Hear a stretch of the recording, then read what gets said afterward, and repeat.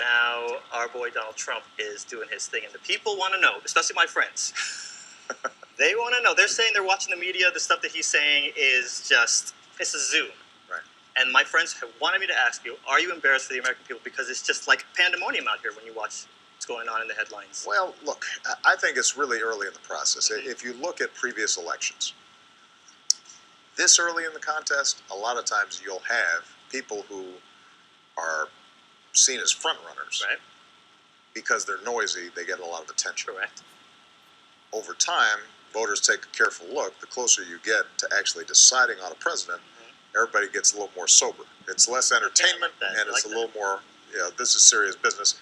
This person's going to have the nuclear code. This person's going to be making a bunch of decisions. We want to make sure that they're clear. So we'll see how the Republican primaries sort themselves out. Now, what I said at the State of the Union was, what is true is our politics has become so rancorous, and there's so few restraints that these days people can just make up facts. Right. They can say one thing and then say the complete opposite the next week. The kind of language that we see people labeling their political opponents, calling them unpatriotic, saying they want to weaken America. That is, I think, a result of a lot of forces. A media that's much more splintered. You've got sort of talk radio habits creeping into politics. A lot of times it's like the comment section or trolling. Very familiar with the comment section. Where people just feel like they can vent without really thinking about what they say ahead of time.